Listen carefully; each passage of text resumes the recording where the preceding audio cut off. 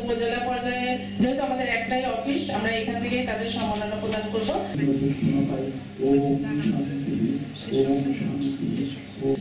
আমি সদাপ্রভু দিশায় বলিব, তিনি আমার আশ্রয়।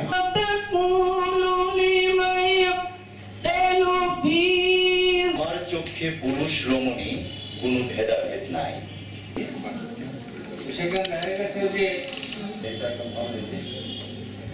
অর্থনৈতিকভাবে সাফল্য অর্জনকারী নারী।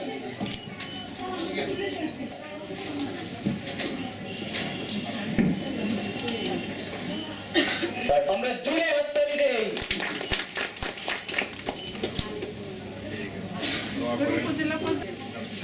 ক্রেস এবং সার্টিফিকেট গ্রহণ করছেন আয়েশা আক্তার রিক্তা, শিক্ষা ও চাকুরি ক্যাটাগরিতে।